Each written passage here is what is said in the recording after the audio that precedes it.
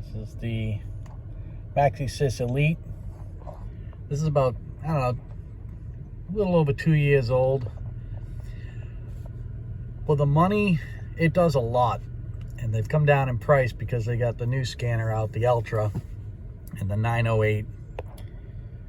The subscription fees, if you're gonna keep updating it and you gotta maintain the subscription fees, gets expensive. Sometimes you can find deals on the older units for their subscriptions.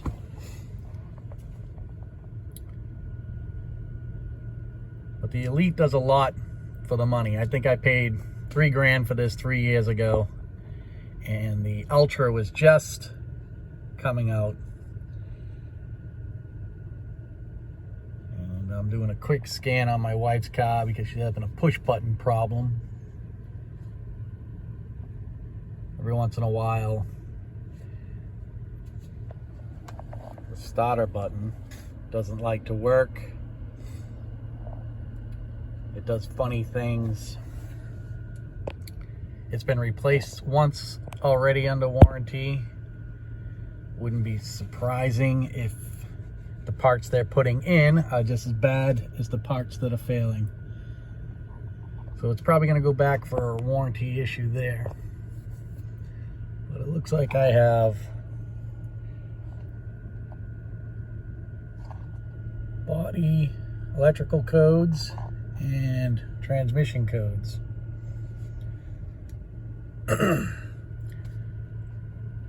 Not unheard of for a Honda. I haven't felt any transmission problems. Doesn't shudder, doesn't shift funny. This has the 9-speed in it. I haven't heard too many horror stories about the 9-speed. We're just at 90,000. I did the fluid, I don't know, 10,000 miles ago. And it was barely even changed. It's almost like a clear, light fluid. Tint of blue, maybe. But it's definitely not DW1. It's that Honda 3.1 for the 9 speeds. And it's like 40 bucks a quart. It came out clean. It's easy to do. You dump it. You run it up to temperature till the coolant fans come on, and there's a little plug you pull out, and you want to just have it dribble out a little. As long as you put the required amount back in, you should be fine on that account. Let's just see what these codes are.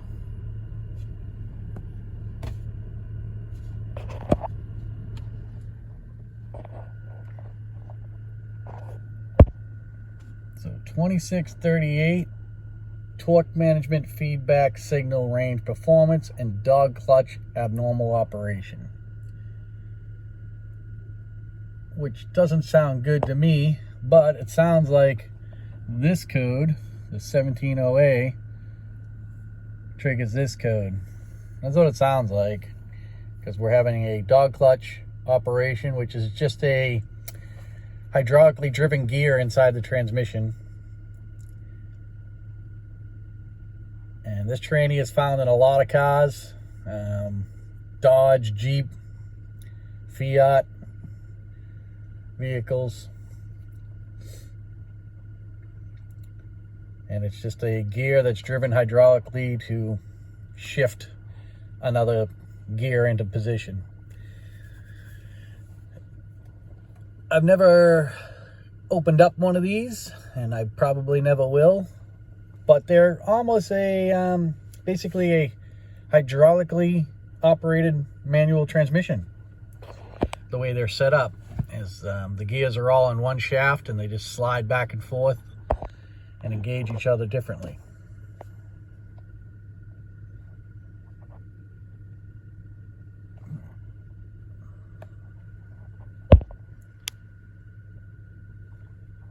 So let's see what we have for adjustments.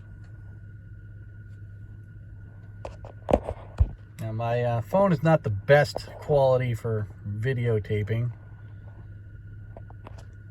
And between my lousy vision and my scratched up screen protector, it's hard to tell if it's in focus, so bear with me.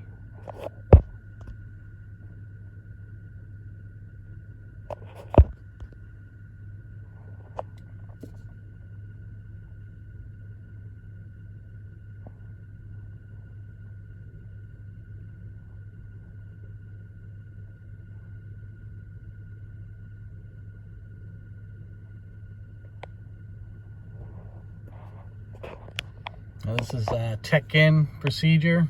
It doesn't really describe what it is.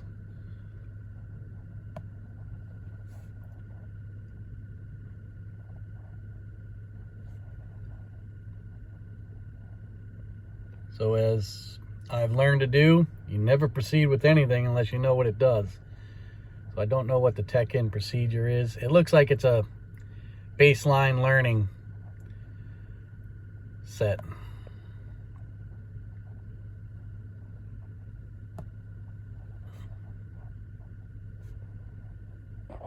Now, if you have the ability, if you're ever having any updates done to your vehicle software, if you can pull some of this information out before it's done, you might be able to see if they actually changed anything.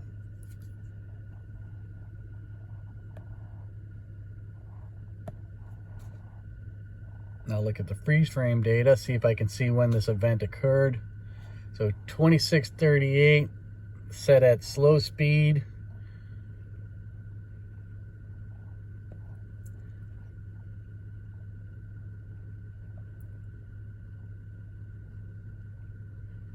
Now what I'm not sure of is I don't know what these voltages should or should not be.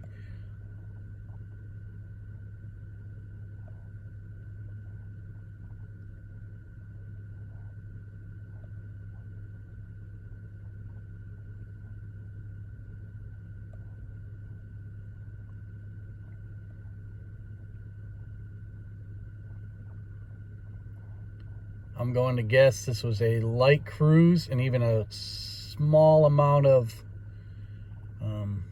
deceleration.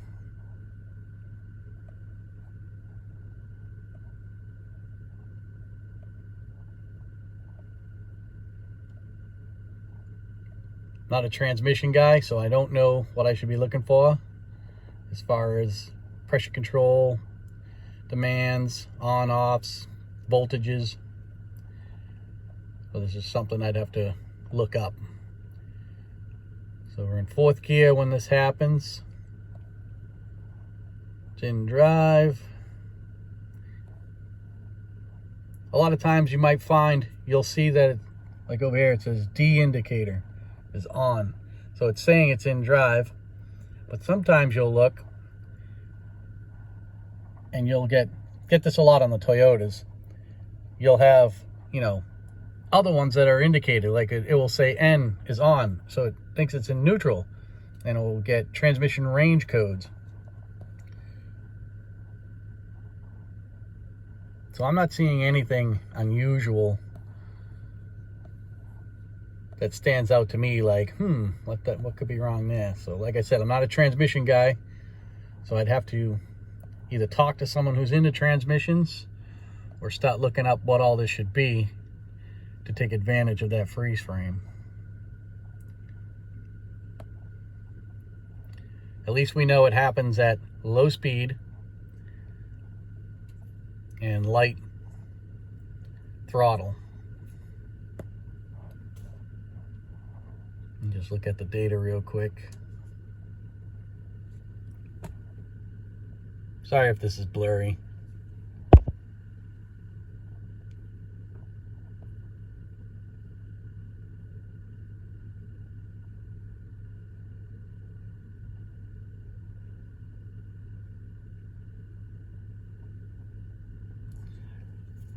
See, without knowing what you're looking at, it's hard to tell what's going on. But we definitely have some varying power supplies. This one is 14 volts. Sensor 1 is 8.5 volts. Sensor 2 is 5 volts, but our range is 0 to 25 volts. So it's within range. But where should it be sitting at idle? Let's see if it changes when we put it in drive.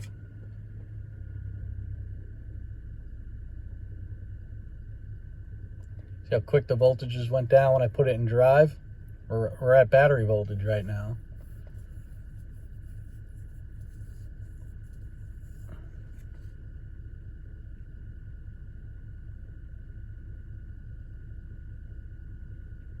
It's a little weird. Let's put it back in park. It's funny, it's not charging when you first initially put it in drive. We don't have any indications of weak battery or charging system problems.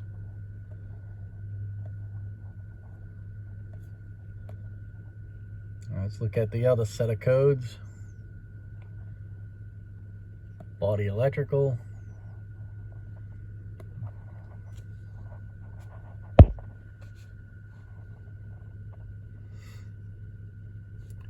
Let's do keyless transmitter.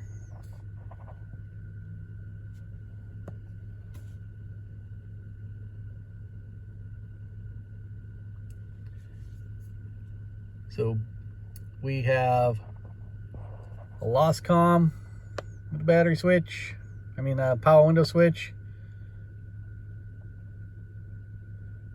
a power seat control module, lost comm with the master switch, driver's main heater switch failure, passenger main heater switch failure, which my daughter did complain that the heater seats weren't working one day, but that seemed to have resolved itself. And left rear heater not working.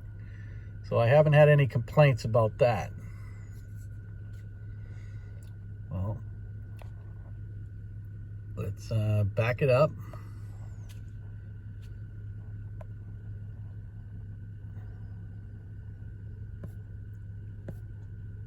We'll go to seat heaters, see what it says.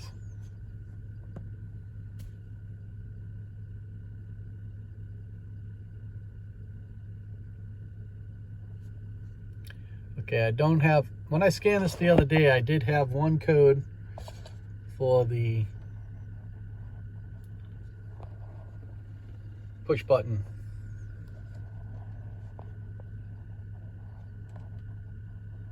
So what we're gonna do is gonna go back.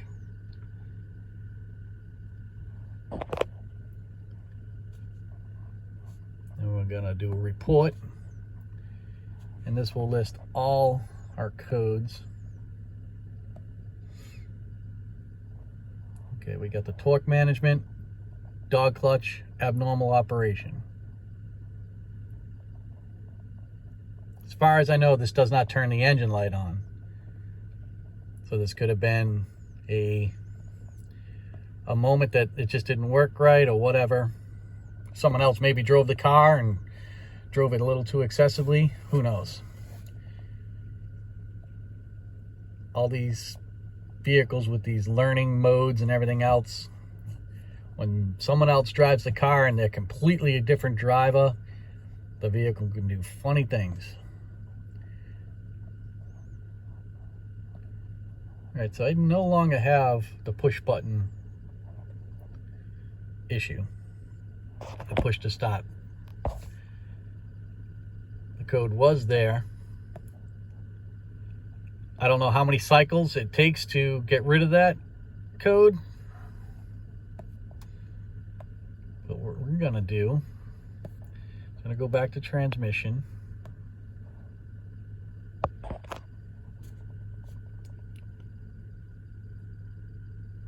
I'm gonna erase the codes. All right, so yeah.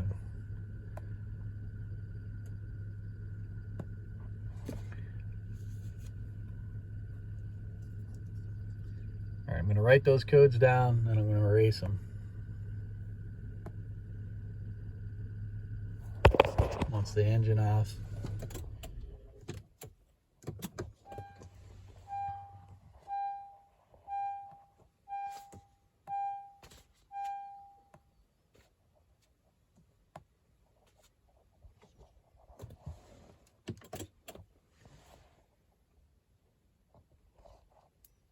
walk you through whatever it's doing.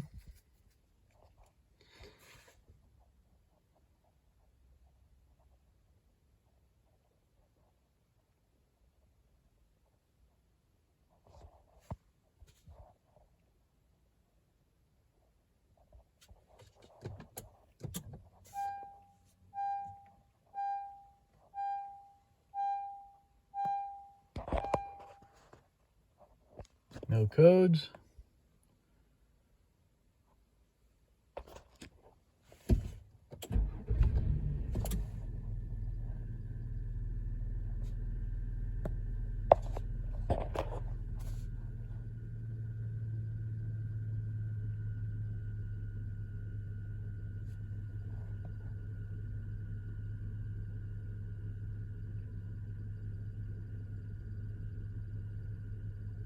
All right. I just noticed this oil pressure sensor value for dog clutch.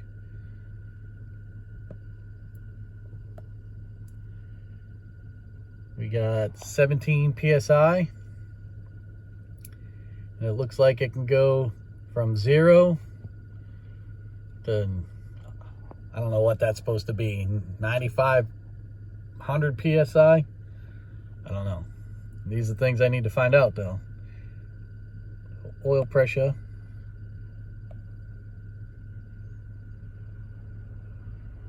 All right, we never use the manual shifting paddle shifters on the steering wheel.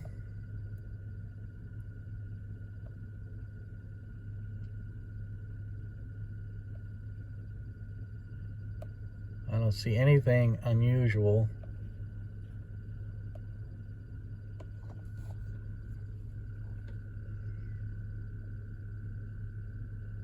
Steering angle, all that seems normal.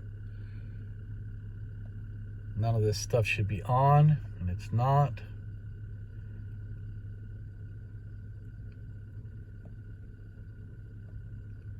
Like I said, I don't know what all these pressures should be, but as far as what this scan is telling me, they're within range.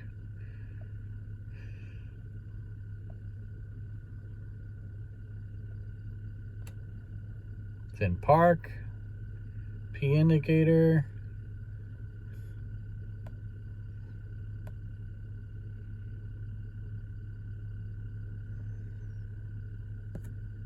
Now let's go back to body electrical.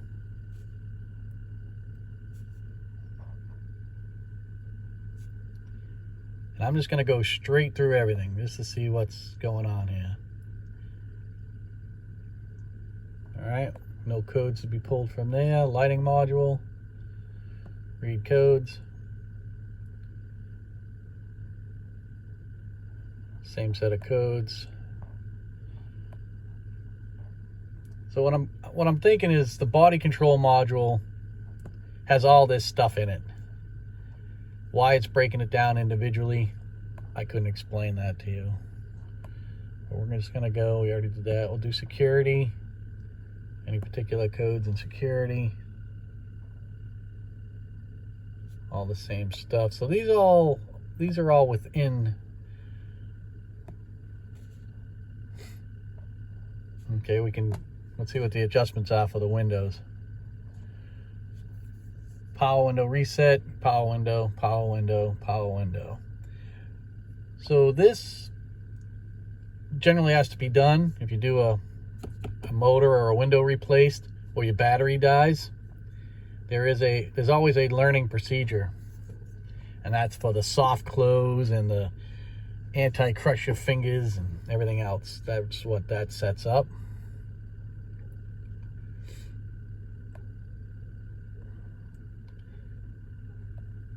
See what power seats and mirrors. Read. Same thing. Let's see what they have for active tests.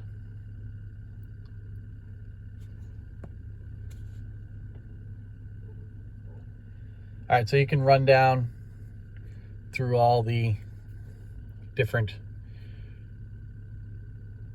operations if you want to check to see what's not moving or what is moving. Full forward, full down.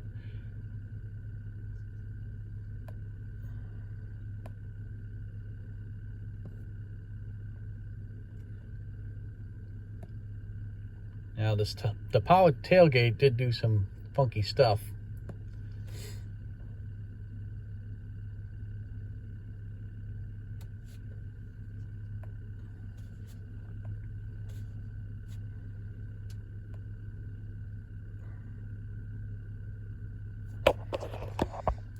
All right, so I'm gonna go ahead and clear.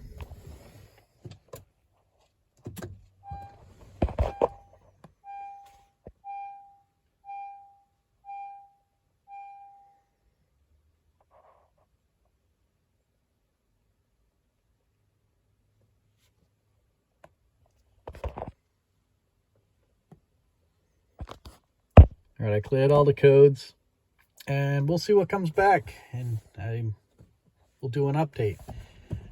I'm going to bring my wife's Pilot to a dealer and see if they'll do the switch under warranty again, and I'll update it.